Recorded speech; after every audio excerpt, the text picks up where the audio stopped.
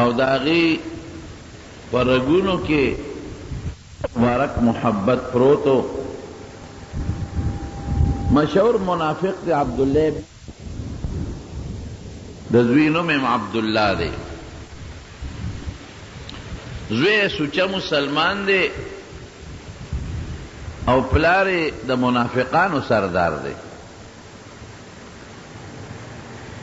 پلارے دومره غټ منافقو چې یو ځل نه څو ځله د دې عبدالله ابن ابی منافق نفاق ښکاره شوی دی او حضور پاک ته ډېر انتهایی نقصانات رسولی دي، لږ نه ډېر نقصانات. په یو موقع کې او جهادونو لبم ته شرکت بیکاو باقاعده یو سفر کې دی د پیغمبر علیہ السلام سره ملګری و. په هغه سفر کې د یو مهاجر او د یو انصاري په منځ کې جګړه جوړه شوه او هغه مهاجر لګی شو او هغه انصاري یو سپېړه وه. د اوښې په اوبه کولو باندې جګړه جوړه وه. انصاري چغې کړې خلکو ته یا للانصار، اے انصارو راشئ زما مدد ما مدد وکړئ. چې نبی علیہ السلام دا اوازونه واورېدل نو په هغې خفه شو. ما بالو دعوه الجاهلیه، وی دا خو د جاهلیت د زمانې چغې دي.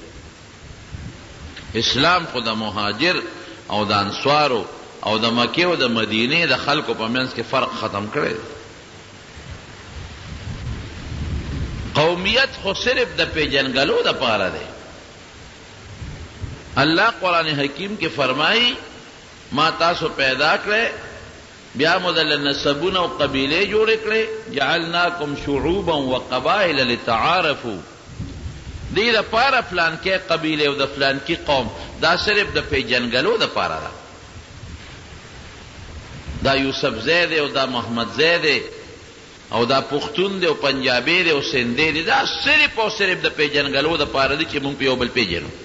څوک یې لکه د یوسف زی، څوک یې لکه د محمد زی پټان یم، څوک یې لکه زه مومن دی جنسۍ والی یم، ته څوک یې لکه او زه فلانکي قوم والی یم. صرف پیژنګلو د پاره. ان اکرمکم عند الله اتقاکم، د خدای په نزد غوره هغه دی چې پرهیزګار دی. نو چې هغوی قومونو ته آواز کوئ دا غلطه وکړه. که مهاجر دی او که انصاري دی دا غرونه دي. انما المؤمنون اخوة یو شی دی. تعاونوا علی البر والتقوى، په نیکۍ کې او په پرهیزګارۍ کې یو بل سره امداد وکړئ. ولا تعاونوا علی الاثم والعدوان، او په ګناه او په ظلم کې به یو بل سره امداد نه کوئ. د یو قوم سړی به د خپل قومي سره په ګناه او په ظلم کې مدد نه کوي او په نیکۍ کې به د بل قوم او د دې قوم سړی یو بل سره مدد کوي. اوس هم ګورې زمونږ په دې عرف کې دا شی شته، دا مې قومي دی په ودرېږم ورسره، دا مې د خاندان سړی دی په ګناه کې ورسره ودرېږم. دا منه دا د جاهلیت چغې دي. بلکې نبی علیہ السلام وی دا بدبویه خبره ده. دا قومي بل قومي بلل د خپل امداد دپاره دا بدبویه خبره ده، دا بیا مه کوئ. عبدالله ابن ابی چې خبر شو چې مهاجر انصاري وهلی دی نو تپوس یې وکړو وی دا څه چلو شو؟ وی دا مهاجر لګي شو انصاري یې و. وی دا څه شوي دي؟ وی یو بده خو مو قوم تکن. انصارو ته وی ما درته نه وی چې دی مهاجر له عزت مو ورکوئ، ما تاسو ته مه وی چې دی ځان سره مه دیره کوئ، د بار نم خلک راوستل اوس به مونږ وهي. او ډېره سپکه لفظ استعمال کړ، ډېره سپک. وی تاسو په دې مهاجرو ډوډۍ وخوړئ، تاسو ول ځایونه ورکړل، تاسو ساربه کړل، اوس په مونږ پاسه رالګي شو. او وی که زه لئن رجعنا الى المدینة لیخرجن الاعز منها الازل، چې دا خبرې وکړئ نو خلک یې ملګري شو چې دا خو واقعي د بهر خلک د مهاجرین او مونږ باندې زورور شو، مونږ وهي.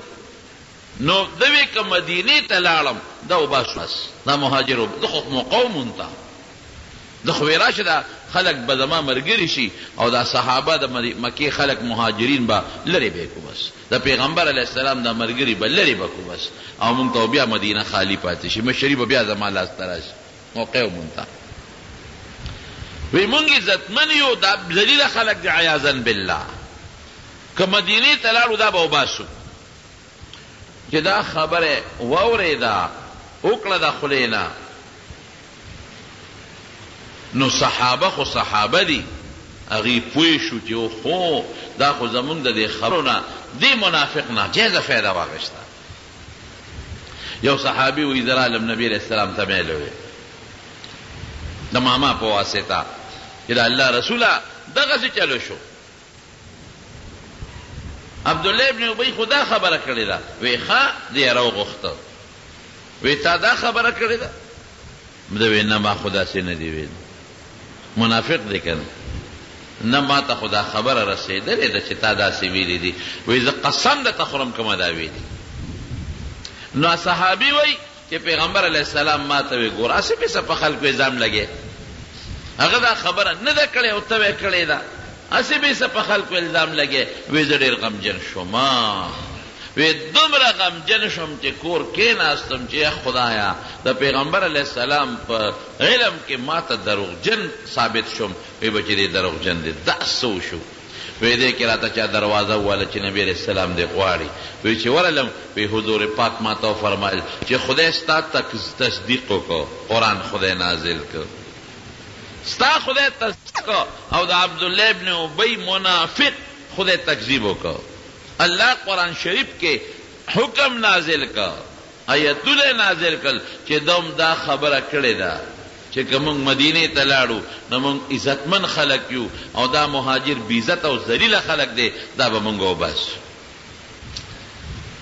چې مدینې ته نبی علیه السلام راغی منافق نفاق ښکاره شو حضور پاک ته چې مدینې ته څنګه نبی علیه السلام راغی نو د ده زوی چې دا کوم سوچه مسلمان دی عبدالله دی راغی وی د الله رسوله زه خبر شویم چې تا زما د پلار د مرګ اعلان کړی دی د عبدالله ابن ابی وی نه ما خو داسې نه دی ویل وی ښه دې له راغلی ما که تا د هغه د مرګ اعلان کړي نو ما ته ووایه چې زه اوس لاړ شم او د پلار نه سر پرې کړم او ستا خپو کې وغورځوم ما ته ووایه په بل چی مه وجنه په مې مړ کړه ګوره مینه دې ته وایي محبت دې ته وایي دا بل شی نور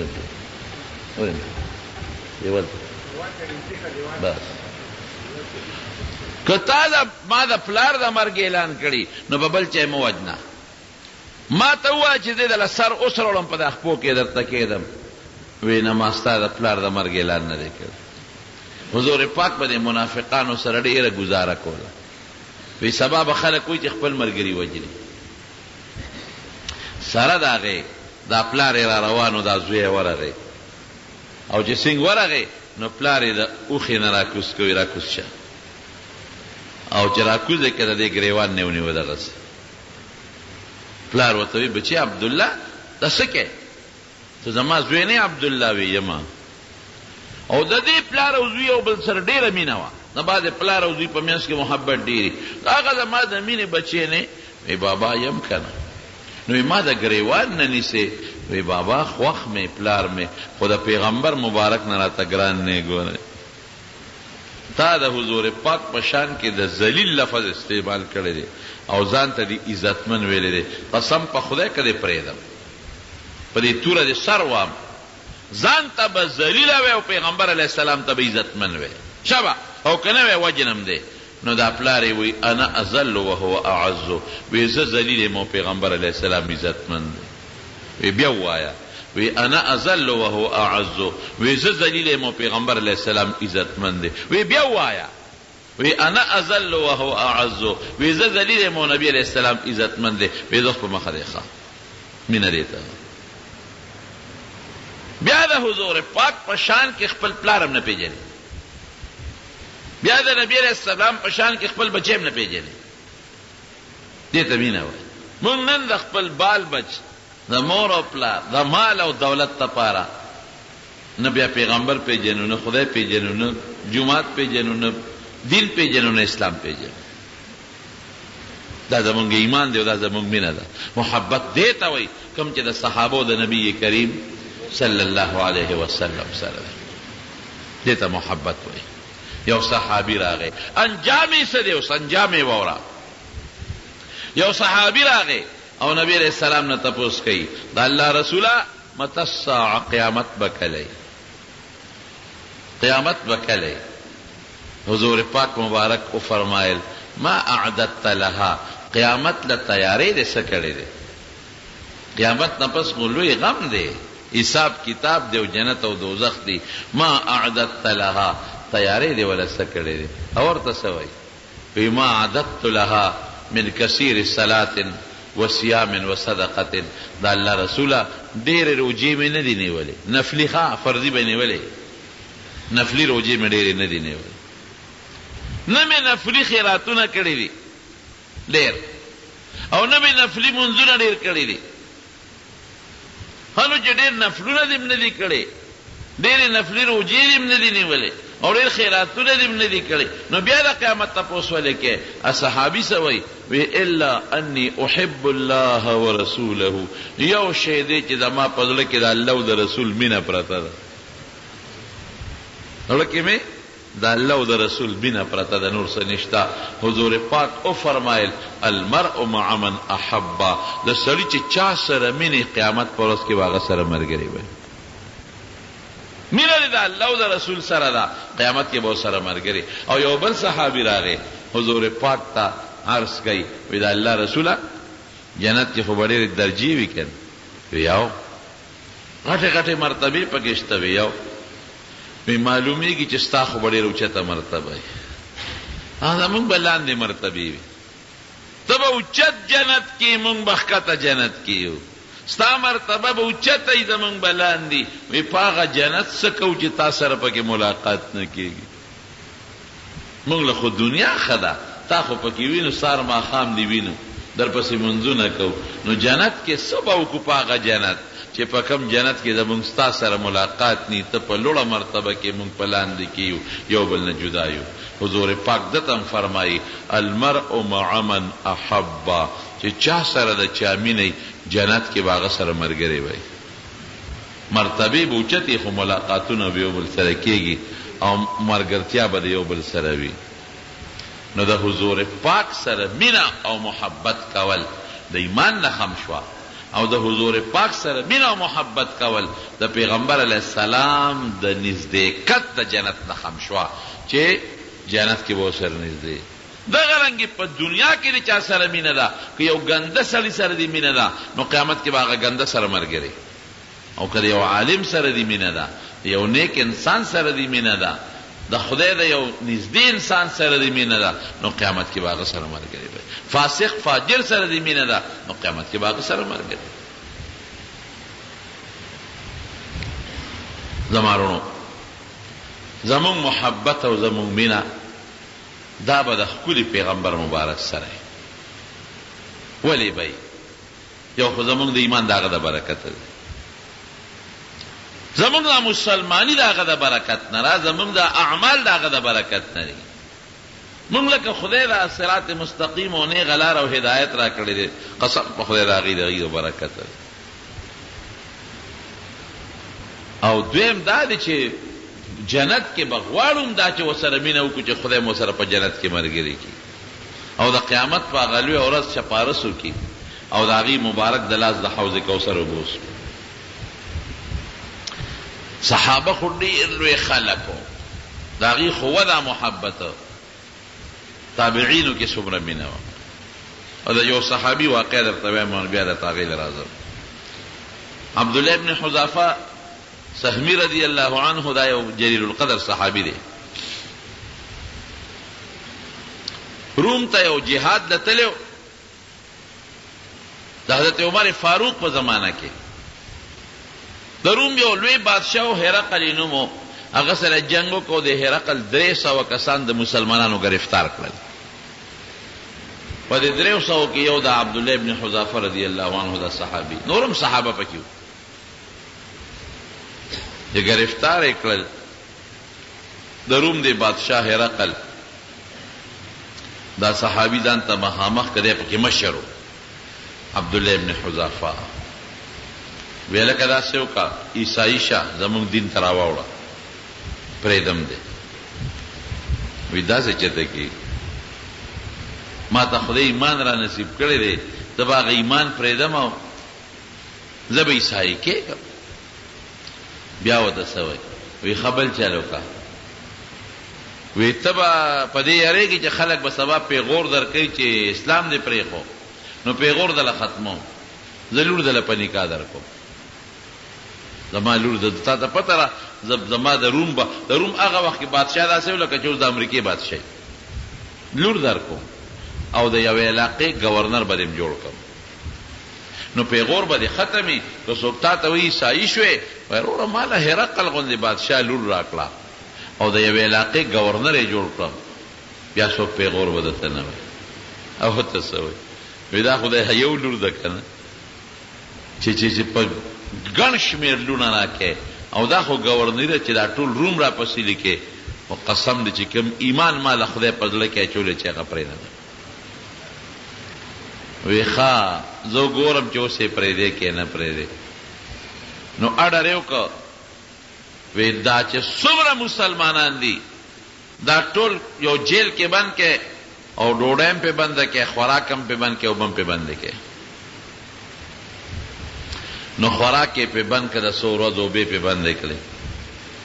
داسې حد ته ورسېدل چې د دې غریبانانو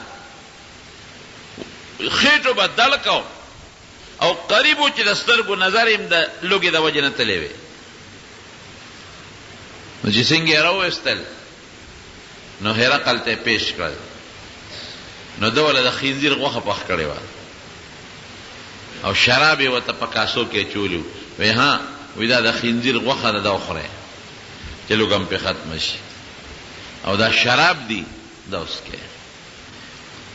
عبدالله ابن حذافه رضی الله عنه مرګرو ته اعلان وکړ وی پام کوئ چې د غوښې له ګوتې ونسئ او پام کوئ چې د شرابو نه ګوټو نه کې. مرګري ورته وایي چې صاحب دا خو دې وخت کې مونږ له دا خوراک جایز دی چې یو سړی د لوږې مري بلکل بل څه نه موني او دې د خنزیر غوښه وموني نو خیر دی دی خوړی شي. قرآن شریف کې الله تعالی فرمایي او که یو سړی د تندې مري او به بلکل نه او شراب پراتی نو دومره اندازه د دې اوس کې چې هغه تندې پې ختمه شي زیات به نه څکي، دا وله جیز دی. دا خنزیر غوښه به هم دومره وخوري چې هغه لوږه پې ختمه شي، د مرګه پې بچ شي، زیاته به نه قرآن وایي. عبدالله ابن حذافه ورته څه وایي؟ وایي دا خبره ټیک ده چې دې وخت کې د خنزیر دا غوښه خوړل مونږ له جیز دی بقدر ضرورت، او دا شراب څکل مونږ له جیز دی بقدر ضرورت، لیکن د یو کافر دشمن له پې خوشحالېږي نو د یو کافر دشمن له نه خوشحالېږي. پام کوئ ګوتې یې ونسئ. وی ښه ده زه ګورم اوس چې تاسو د ایمان پرېږدی او که نه پرېږدی. نو اډر یې وکړئ تیل راوړی او ګرم کې یو لوی ډرم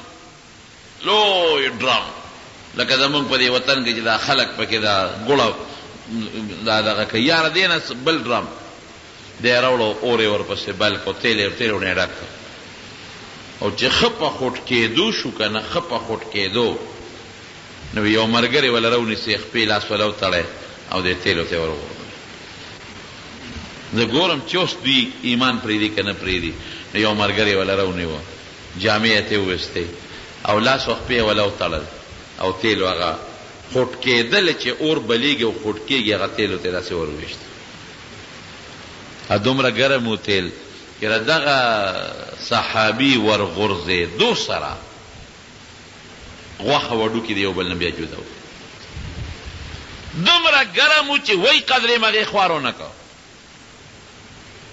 یو ساعت سره ختم شو.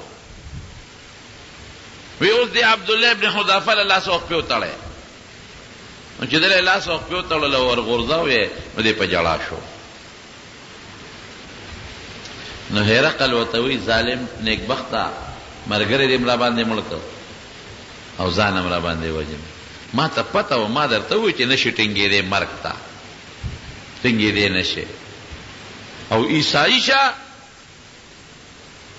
نو تام پرېږدم او دا ملګري دې پرېږدم لورم در کوم بادشاہی هم در کوم گورنری. عبدالله ابن حذافه رضی الله عنه ورته وایي چې زه خو د مرګ نه یېرېږم. وی دا ودې جړل ولې؟ وی کمقله په مرګ مې نه دي جړلی جړا مې په دې وکړه چې وجود مې ډېر ټک ټپ شوی دی ډېرو لږو تندو والی ما ډېر زیات مې دا وجود ټپ دی ارمان چې وجود مې ښه سرب وي او زما په دې وجود کې دومره ساګانې وي دومره روحونه لکه زما په وجود چې ویښته دي او ښه مضبوط درون وجود مې وي او هر یو روح مې د پیغمبر مبارک په عشق کې په دغه طریقه قربان کړی وي چې زما دې ملګري قربان کړ. دې جا اوس به مې ورغورځه یو منټ کې به لوقړه شم ختم بشم. داسې قرباني ده چې داسې قرباني مې ورکړې وي چې غټ وجود مې وي او ښه تلقېدلی وي او بیا جم دی کېدی او بیا دې ورغورځولې او بیا جم دی کېدی او بیا دې ورغورځولې د ویښتو برابر مرګونه مې څکلې وي په دغه تیلو کې او ځان مې قربان کړی وي. هرقل ملګرو ته وایي یاره د محمد ملګري صلی الله علیه وسلم بل شان ملګري داسې محبت ما په چا کې نه دی لیدی لکه په دې خلکو کې لیدی. وایي ښه ده یو بس پرېږدم دې ځه اوسه هسې دې پرېږدم خو په یو شرط چې زما را تندې به ښکلی زما دې تندي له بخدا به ښکلی. عبدالله ابن حذافه ورته وایي ما به یوازې پرېږدې که دا ملګري به م را سره پرېږدې. وایي نه دا ملګري دې م پرېږدم در سره. زه وایي د دې ملګرو د خاطره به دا شرط قبول کړم. نو تندې یې وله ښکل کړ دا صحابه پرېښودل. حضرت عمر فاروق رضی الله عنه ته پته ولګېده د مدینې نه بار یې وله ښه مضبوط استقبال وکړ او د مدینې خلکو ته یې ویې وځئ د مدینې نه بار لارو کوڅو کې ودرېږئ. نن عبدالله ابن حذافه را روان دی د هغه به استقبال کو او د ملګرو د خاطر د عیسائی کافر تندې ښکل کړی دی ټول به وله تندې ښکلوی نن به له د تندې ښکلوی. د مارونو محبت دې ته وایي حب الرسول من الایمان. امام بخاری وایي پیغمبر مینه د ایمان نښه ده. په دې صحابه عمل کړی دی او صحابه نه پس تابعینو په عمل کړی دی. یو صحابي راغی داسې وخت کې راورسېد چې نبی کریم صلی الله علیه وسلم دفن شوی و. نو قرآن شریف کې یو آیات ته جلالین مولا لیکلی دی دې لاندې ولو انهم اذ ظلموا انفسهم جاءوك فاستغفروا الله واستغفر لهم الرسول لوجدوا الله توابا رحیما. مسلمانانو ته الله وایي که څوک ظلم وکړي په خپل ځان او ګناه وکړي او بیا راشي الله نه معافي وغواړي چې خدایا ما ګناه کړې ده ما معاف کې او واستغفر لهم الرسول او نبی علیہ السلام ولدا الله په دربار کې بخنه غواړي چې الله وی بخنه خدای به وبخي. نو صحابهونه چې بغلطي وشو توبه به وستو پیغمبر علیہ السلام ته بکې ناستل په دې آیت په عمل کو د الله رسول مونږ له بخنه غواړه هغه بوله بخنه وغوښته. دا صحابي چې راغی حضور پاک دفن شوی نو د روضې مبارکې خوا کې سملاس او خاورې به راغشتې په سر باچو. اوس به وایي مونږ چا له ګناه چې وکړو نو مونږ به چا له ځو چې مونږ له بخنه وغواړو. الله خو وایي چې پیغمبر وله بخنه وغواړي خدای به یې معاف کړي. اوس به مونږ چا له راځو ورته به وایو چې الله رسوله مونږ له بخنه وغواړه. جلالین مولا محشي لیکي د قبر د نبی علیہ السلام نه ورته آواز وشو غفر الله لک غفر الله لک خدای دې وبخه خدای دې وبخه. علماء کرام لیکي چې کله د حضور پاک روضې مبارکې ته سړی ور مخامخ شي او هلته پې سلام اچوي الصلاة والسلام علیک یا رسول الله مخامخ هدایت ته ورسره ووایي د الله نه دې معافي وغواړي چې یا الله زه ستا په دربار کې د ګناهونو نه معافي غواړم، خدای ما معاف کا. بخون کې څوک دی؟ الله دی. او نبی کریم صلی الله علیه وسلم د خپل سفارشي جوړ کی ولو انهم دادی ولو انهم اذ ظلموا انفسهم جاءوکا چې د خلکو په چا ځان زیاتې کړي دي، ګناه کړي او تعالی راشي ای پیغمبره واستغفر الله، د خدای نه بخنه غواړي، واستغفرهم الرسول، او نبی علیہ السلام ولا بخنه غواړي، لوجد الله توابا رحیما، خدای با په د رحم کی توبه به مولا قبول کی. دا خو د صحابه زندگی و. تابعین لراشه، تبع تابعین ائمه او حضرات لراشه چې دا غي فضل کې څومره د نبی کریم صلی الله علیه وسلم محبت او دا غي سلام درته. حضرت امام مالک رحمت الله علیه ټول زندگی د حضور پاک په کلی کې تیر کړی ده. دومره مینه د حضور پاک د کلی سره چې دی په مدینه منوره کې په سورلې نه ګرځید، پیاده به ګرځېده. چا ورته وی په سورلې ولې نه ګرځې؟ وی کومه خاوره کې چې لاندې حضور پاک پروت دی نو امام مالک بال ته په سورلې ګرځي. د خپو د ګرځېدو نه مخلص نشته، بې د دې نه ګزاره نشته چې پکې وګرځم. ګنې زه به زما زړه نه غواړي چې په کومه خاوره کې د دواړو جهانو د مبارک سردار جوسه مبارکه پرته ده او د هغې خاورې د پاسه وګرځم. نو د خپو ګرځېدو نه مې ګزاره نه کېږي، خو په سورلی به نه ګرځم. دا د هغه مینه وه او محبت د حضور پاک د احادیثو سره څومره و. احادیث د پیغمبر علیه السلام خبرې دي، د پیغمبر د خبرو سره څونه مینه وه. یو ویندې ساتلې وه، ویندې ته یې وی چې څوک راشي او د عامې مسلې تپوس کوي نو ما ته وایه چې زه روزم او جواب ورکوم، او که څوک راځي او د حضور پاک د احادیثو تپوس کوي نو دلته کښېنوه. نو چې څوک به راغلل د مسلې تپوس کوم د فقې نو زر به نو امام مالک بروت جواب به ورکړي سړی بلا، او چې چوي به چې زه د حدیثو تپوس ته راغلم پې کښېنه. نو چې داسې یو ګڼه به جوړه شوه نو امام مالک بلاړ او ویندې به ورته صاحب یو ګڼه جوړه شوه نو دې بلاړ غسل به یې وکړ، نو ښایسته ښکلې جامې به یې واچول، پټکې به یې وو او خوشبویي به استعمال کړه، نو رو به وت نو درس حدیث به یې شروع کړ. نو چا ورته وی صاحب وی چې څوک د عامې مسلې تپوس ته نه کوي نو زر وله روځي، او چې څوک د حدیثو طلب له راځي نو دا هر وخت لامبې او جامې نوې یا انزلې پاکې اچې او خوشبویي پورې کې او پټکې تړې. دا ولې؟ وی چې د خپل محبوب پیغمبر د احادیثو درس لازم او ما غسل نی کړی او ما خشته جامې نه اچولې او ما پټکی نه تړلې او خوشبویي مې نه پورې کړې نو ماله د حضور پاک د احادیثو د لولولو نه حیا راځي. دا کم از کم د پیغمبر خبرې ښیم. یو ځل درس حدیث کې ناست دی د بره یو لړم را پرېوت په دې شی ولګېد، لړم یې په دې شا کې خو به د کجورو چتونه لړمانان به پکې و، سفر غوندې شکل به کجورو څانګې به وې، لړم پرېوت. مرګري په پیشو چې دا رنګ بدلیږي را بدلیږي، رنګ بدلیږي را بدلیږي، او دې لګیا دی هغه حدیثو درس کوي چې هغه حدیث یې خلاص که کله نو یو شاګرد ته دلته راشه د ما د املا وګوره په دې املا کې مې څه دي. نو چې کمیس یې اوچت کړ نو یو زیړ لړم پې ناست و او 14 ټکې ورکړي، 14 ټکه. شاګردانو زر هغه لړم راوغورځاو او مړی کړ. وی صاحب مونږ خو در باندې وختي پیشو چې ستا رنګ زیړ شو نو مونږ یې څه چل دی، هر څه چل چې دی خو څه چل دی. نو تا وختي مونږ ته ولې نه وی؟ فوري به م وجلې و نو دونه به یې د لملا نه به پړسول، املا یې پړسې شروع کړی و. ما له حیا راتله چې مې په منځ کې پرېښوده او تا ته مې وی راشه د ما د ملا نه لړم مړ کړه. دومره محبت، دومره مینه.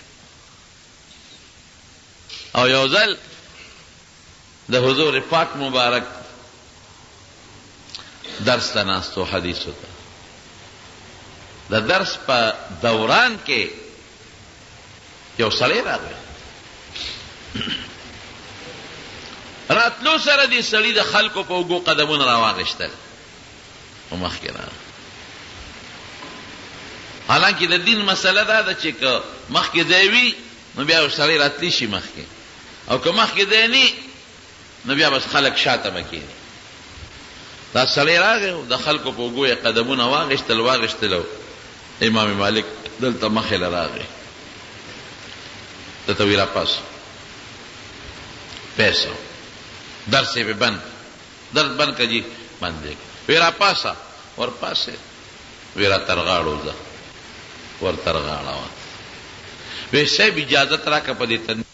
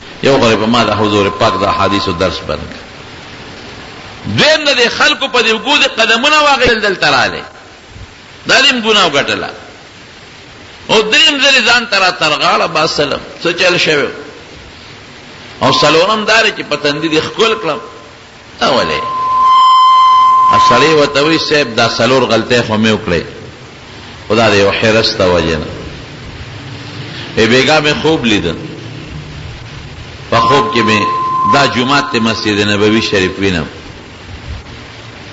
دې کې نبی کریم صلی الله علیه وسلم سره د مرګرو تشریف راوړ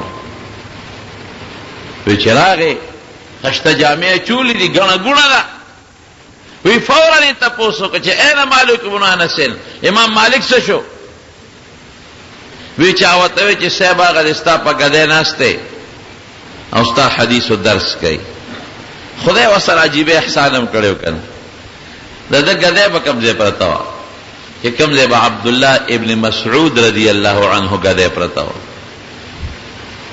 او د عبدالله ابن مسعود ګدۍ به کوم ځای پرته وه چې کوم ځای به د دواړو جهانو مبارک سردار اعتکاف کوو استوانة السریر ورته وایي استوانة السریر هلته یو ستنده بله پې لیکلي دغه ځای به پیغمبر علیه السلام اعتکاف کوو ځای هم وله خدای جیبه ورکړی د چا په زړه کې چې محبت وي هغه خدای رسوي بیا زمونږ د شیخ الهند صاحب شاګرد مولانا حسین احمد مدني رحمت الله علیه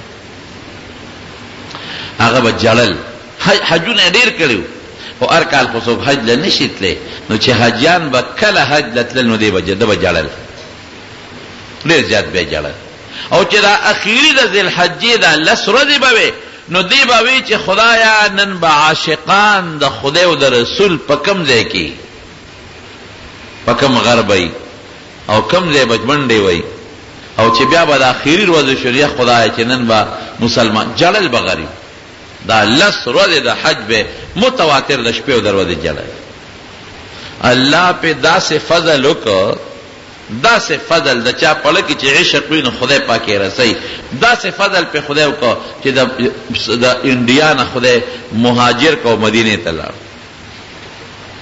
مدینې ته لاړ په مدینه منوره کې 14 کاله د پیغمبر علیه السلام په ګول کې د حدیثو درس وکړ او زمونږ د استادان چې د حدیثو درس کوي نو دی وی قال رسول الله صلی الله علیه وسلم، پیغمبر علیہ السلام فرمایلی دي. مونږ دا څه وایي قال النبي صلی الله علیه وسلم، پیغمبر علیہ السلام فرمایلی دي. او چې دبوي نو دبوي قال هذا الرسول، د حضور پاک روزه مبارکه ته ګوتونی ولا وی دي پیغمبر مبارک فرمایلی. مواجهه شریفه ته مخامخ به درس حدیث کو 14 کاله د پیغمبر احادیث د پیغمبر مبارک په گاون کې ولولول. لکه جذبه او عشق وینو خدای دل مقام ورکړي دی، خدای ورسای دا. نو امام مالک په دې کې جذبه د عشق د خدای ورسا درس حدیث کوي. او چې کوم له به حضور پاک اعتکاف کو هغه ده ادا سے دے چې خلین آواز رو او مباسن حضور پاک مبارک اوري. او قبر کم دے الله اکبر ماشاءالله. اکثر مرګرو سره جنت البقیع تلاشم د مدینه قبرستان ته د قبرونو ورتخه نو د پیغمبر علی السلام د لونو مبارکو او د پیغمبر علی السلام د بیبیانو مبارکو ته په دونه فاصله کې قبر دی چې غالبا د دې جمعات د دې مصلینا دیواله پورې دومره نږدې قبر بس نږدې وسره پروت. خدای هغه مقام ورکړ. نو چې نبی علیہ السلام هغه سړی ورته وی دا څلور غلطۍ مې د یو حرص ته وجې نه وکړې. وی بیګا مې خوب لیدن او حضور پاک سره د خپلو ملګرو د جومات ته تشریف راوړه. نو تپوس یې وکړو امام مالک څه شو؟ وی تا ته چا وی چې صاحب نبی علیہ السلام دې غواړي. وی ته راپاسې د خدا ولیدې رپېدل چې نبی علیہ السلام به ما ته څه وایي. نو وی چې ورنږدې شوې نو وی درته وی مه یارېږه او وی ځان ته را ترغاړه باسلې او په دې تندي باندې ښکل کړې، را ترغاړه باسلې او په تندي ښکل کړې.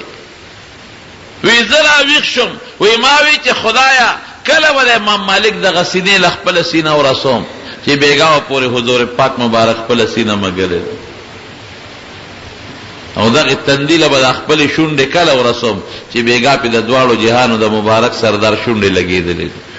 وی صاحب دا حرص مې ځکه وکړو دا غلطۍ مې ځکه وکړو چې بل څوک رانه مخکې نشي. قدر زر زرگر شناسد قدر جوهر جوهر. د امام مالک سره دونه مینه حضور پاک ولې کوي؟ نبی علیہ السلام ته پته ده چې زما د احادیثو خدمت کوي، زما د دین خدمت کوي، زما راوړل شوی دین امت ته رسوي. نو تاسو ته دا خبره د علماء سره مینه ساتئ، محبت سره ساتئ، قاریان او حافظان سره محبت ساتئ، مینه ور سره ساتئ. صرف په دې بنیاد چې دا الله قرآن د چا خبرې دي؟ د الله. او احادیث د چا خبرې دي؟ د نبی علیہ السلام. یو عقلی مثال درته وایم. ما سره چې د چا مینې زما خبرې به خوښې کې به نه خوښې، ها دا قانون لیکل. او چې زما خبرې د چا خوښې وي نو زه به خوښ یم که به نه یم خوښ، او چې زه نه یم خوښ زما خبرې به م بدې شي، او چې زما خبرې نه خوښې زه به م نه یم خوښ. نو قرآن د چا خبرې دي؟ تاسو راته وایئ د الله. او احادیث د چا خبرې دي؟ د حضور پاک. نو که د چا خدای خوښي د خدای خبرې به م خوښي چې قرآن شریف. نو چې څوک د قرآن خدمت کوي هغه م خوښي. زما د خبرو چې څوک قدر کوي خدمت کوي زما به نه خوښ.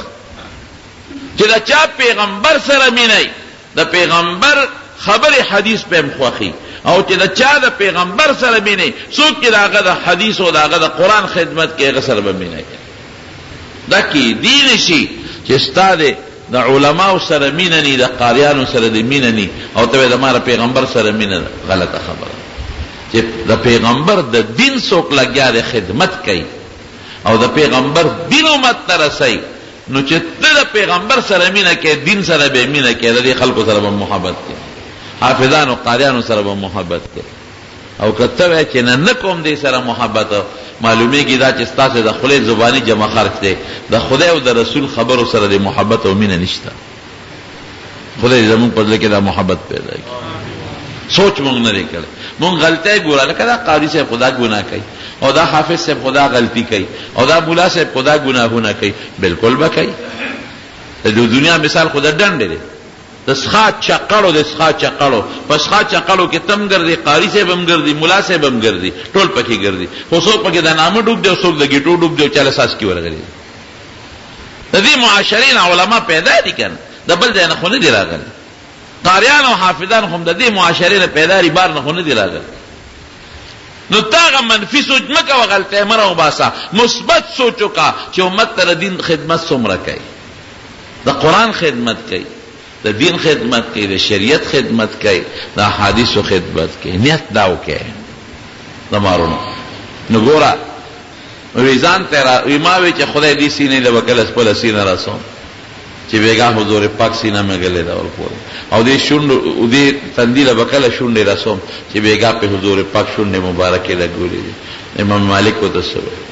وی چې تا دا خبر وکړه یو زمام وره وی زما دا الله په ذات قسمی چې دا کلمه د حضور پاک د حدیث او درس تناستم نو په ما داسې شپه نه ده تیره شوې چې په دغه کیفیت زما د رسول الله مبارک سره ملاقات نه شوې اور شپه مې وسره ملاقات کیږي را تر غاړه باسي مې په تندې مې ښکوله دا د محبت او دا د حضور پاک د حدیثو د مینې دغه دی نتیجه ده احادیثو د حضور پاک سره مینه کوي نو خدای ولا دا نتیجه ورکړه داغه د خبرو سره مینه کوي داغه د خبرو سره مینه ده نو دا د الله سره پیغمبر مبارک سره مینه شو امام بخاری رحمت الله علیه بخاری شریف کتاب لیکلی دی صحیح بخاری جامع د امام بخاری پزله کې ردم د حدیثو مینه څومره مینه وا دونه محبت اوس خو یو طالب چې سبق زده کوي نو د لار شي نو په یو مدرسه کې ټول حدیث زده کوي اخو په یو مدرسه کې ټول حدیث بنو یو سړي سره به 15 حدیث او بل سره 2 بل سره 3 نو خلق به ګرځیدل په خلکو پسې او دا حدیث به تیرا نقل کو امام بخاری مکه مدینه شام یمن کوفه بصره عراق په دې علاقو ګرځید او د پیغمبر علیه السلام حدیث په لیکل خو مضبوطه او صبر مهنت یې کړې ده وې دا سه وخت په ما راغلی دی چې ما یو شواروس په یو بادام او په دو بادام گزاره کړې او یو ځل چاوته یو ځای کې یو سړی خو د پیغمبر علیه السلام یو حدیث ته ورپسې لا داغه نه استختیدل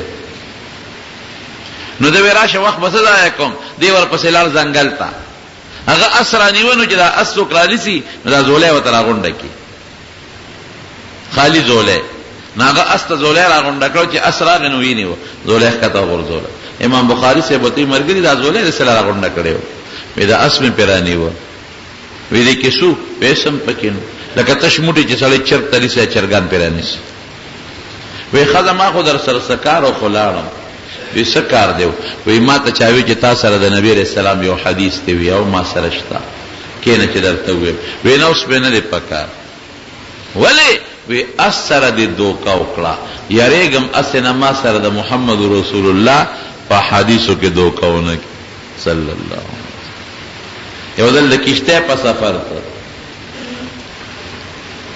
نو پیسې وسره غش مارلې یو غل وتکتل دې چې پیسې شماري غل پشیش کې واغشته پیسې یو بټوه کې واچول تیلې کې غل وتکتل چې تیلې په جیب کې واچولا او روان شو غل مور پسې روان شو غل په دې سوچ کړي چې دې مولا صاحب نه پیسې وسنګ ووا چې دې کشته ته خط امر پسې وخت دریابي سفر دی چې کشته سمند لاړه نا غل پاسه اعلان کوي خدای مو بخا زمانه دومره زر روپے روکې شوی دي دراهم ګوره درهم د روپے نه قیمتي دي دومره زر روپے ګرځي دي او دا د بټوي د تیلې رنگ دادي که چا مونتی مال خپل پیسې راکړي امام بخاری حیران چې خدای غل د کشف خاوند دي کزه چا زما د روپو شمیر مو ته معلوم دی او زما د بټوي رنگ مو ته معلوم هغه چې د شمیره دی هغه په شیش کې اغشته غل بیا اعلان وکړو خلک وته وي څه چې دې شروع کړی دي او چې پچا دې شکی ورشو لټاوه غلو خيارو نیخ به امام بخاری را نه لري چې کنه په دا وردم نو خلک بو چې دا خو تاسو سره جوړلی دی د بل ځای نه شروع کړه بسم الله الرحمن الرحیم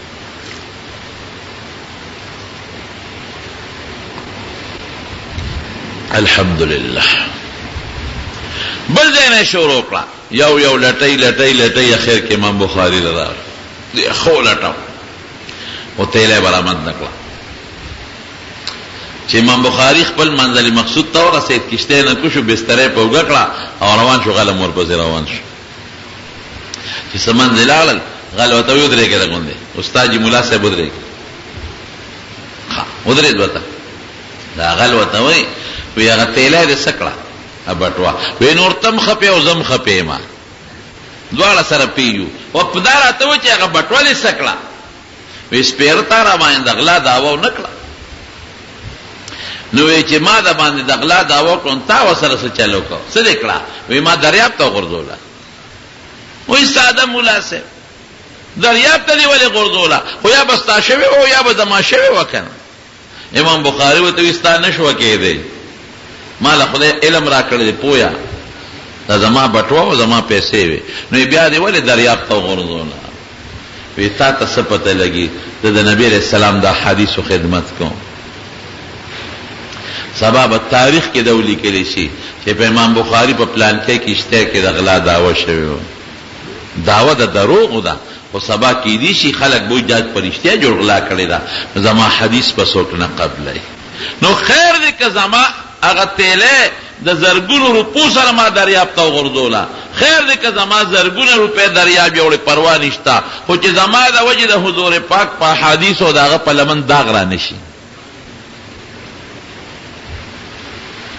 او دا حدیث چې بیا یا صفا کول د په مدینه منوره کې په ریاض الجنت کې کړی البته یو حدیث دی که دې په خپل وای ګور دې ته مینا وای ځکه سوچ کوم بهم زموږ څنګه مینا ده مونږ دعوه کوو د خدای سره مینا ده مونږ دعوه کوو د پیغمبر سره مینا ده الکه د خدای او رسول سره چې ستا مینا ده نو د خدای خبره قرآن شریف او د پیغمبر خبره احادیث او د هغه علم چې د شریعت علم دی هغه سره بیا ولې دښمنی ده او بیا چې څوک د خدای او د رسول د دین او د علم او د خبرو خدمت کوي چې علما او قاریان دي بیا دی پسې ولې بدل دی تاسو د خدای سره ما سره خو چې چا مینه زما خبره به خو زما بچی به خو ما سره مینه ني نه زما خبره به نه خو زما اولاد به نه خو زما دوستان به نه خو نو چې علما پسې خبره کې معلومیږي دا چې ستاسو د امینه د خدای او د رسول دروغجنه ده دی خو استاد علما څه کوي او قاریان او حافظان خدا خدای او د رسول د خبرو خدمت کوي کنه ته په سوچ ولې نه کې زمارونو دا حدیث چې صفا کول د خپل وینا ده وګوس کېدا سوي وي ما كتبت حديثا الا اغتسلت وصليت ركعتين واستخرت الله تعالى حتى تيقنت صحته پدې کې بخاری شریف کې تقریبا 19 حدیث دي نو د هر حدیث د مخ کې به یو ځل غسل کو 2 رکعات منځ به کو او استخاره به کولا نو د بخاری شریف د لیکلو د پاره د 19 کرته غسل کړي او صد پاسه 15 رکعات ولا منځ کړي او 19 کرته ولا استخاره کړي دومره خواري او چې یو حدیث به لیکنو قلم به تیر کو ابوره بیان سره جمع کولا چاوته پدې سکے دا خو یو د قلم ته رکل دولت حدیثه په لیکل کېږي دو نظر خو کنه پسېږي وته وی زما دی بوره کې غرض ده او چې مړ کېده وصیت وکړ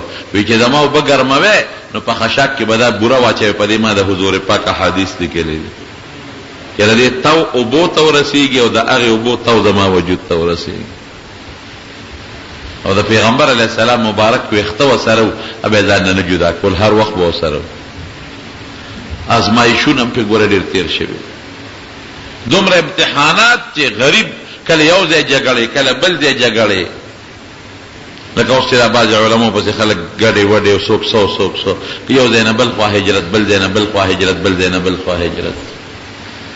په دې خیري وخت کې د خپل علاقې ته راغی، یو ګورنر واوته چا ولمسو، یو مسله وه خو ویې لمسو نو بانې ورته بل څه جوړ کړل.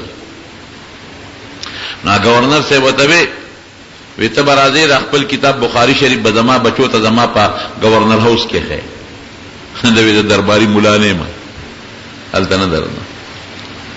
وی ښه زما بچي به درځي نو دا کتاب دی ورته ځان له خاینورو طالبانو سره یو ځای مه کښېنوه.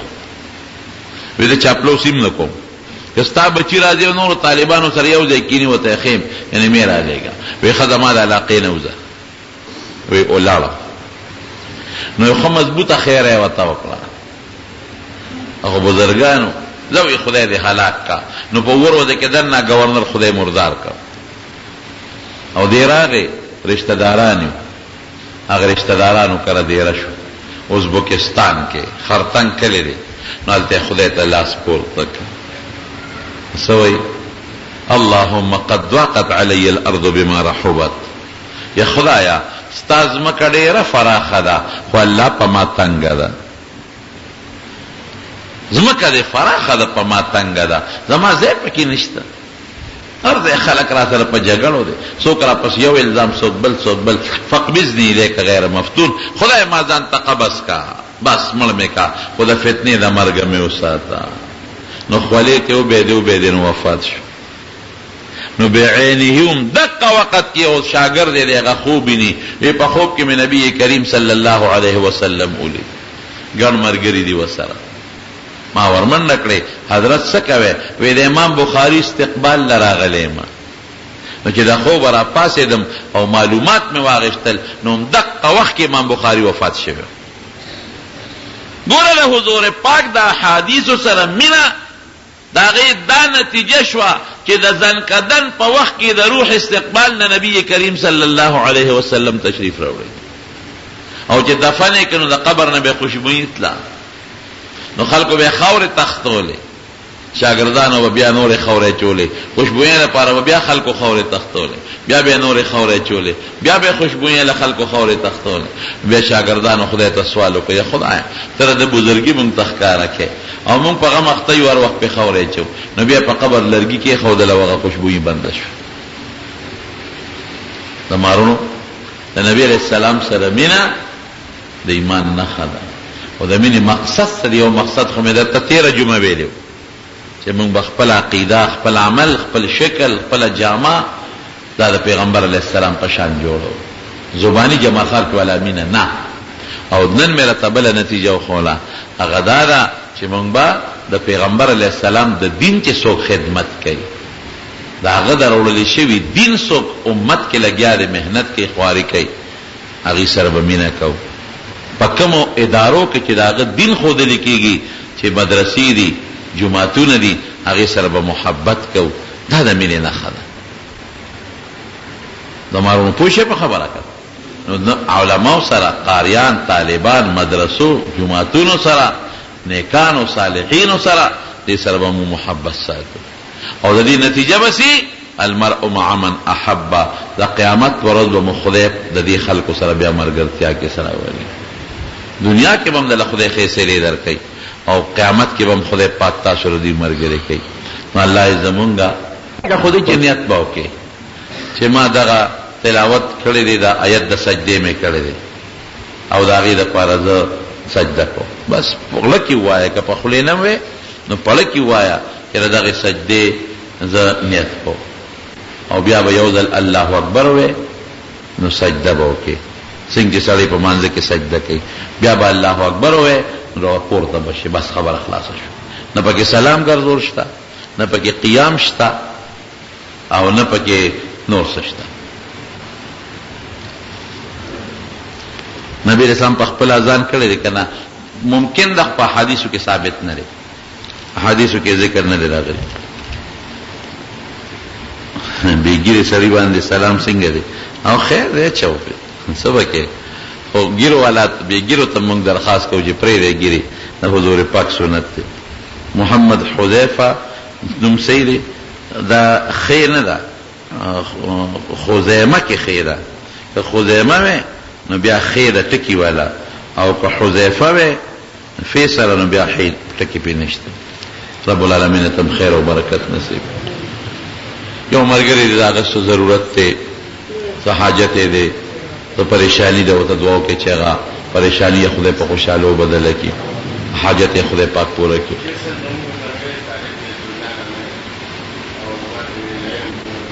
دعا وکړئ ورته چې خدای عالم کړي. څوک چې د علم طلب کوي خدای دې عالمان کړي. د چا چې څه حاجتونه خدای ته ولا پوره کړي. الله چې څوک مریضان دي ته ولا شفا ورکړي. پای دوستان دي هغوی څه اراده ده یو سفر لري، څه مشکلات دي، ورته دعا ورته وکړئ چې خدای ورته هغه مشکلات اسان کړي. رب العالمین تم د نبی علیہ السلام په نقش قدم روان کړي. د هغې د مبارک لاس د حوض کوثر وبم نصیب کړي. دې منزله چې څوک د کم کم ځای نه راځي په یو یو قدم ولا خدای اجرونه ورکړي. که چا که اولاد نی خدای نارینه اولاد ولا ورکړي. په دې کراچۍ کې یو ډېر نیک او بزرګ انسان و، حکیم اختر صاحب رحمه الله، ډېر بزرګ انسان و یقینا، او ډېر لوی نیک انسان و، او ډېر لوی خدمت یې کړی د تصوف او د ذکر و اذکار. دې مخکې هفته کې وفات شو. دعا ورته وکړئ چې خدای پاک یې مغفرت نصیب، الله یې په قبر انوار نازل کړي، الله یې د جنت لوی درجات نصیب کړي، او ډېره لویه خانقاه ده خدای دې ول هغه کامیابه کړي. او چې څوک مریضان دي خدای ټول له شفا ورکړي، څوک وفات شوي دي خدای ټول مغفرت نصیب کړي. اخر وخت په خدای قریبه نصیب کړي. لا اله الا الله محمد رسول الله.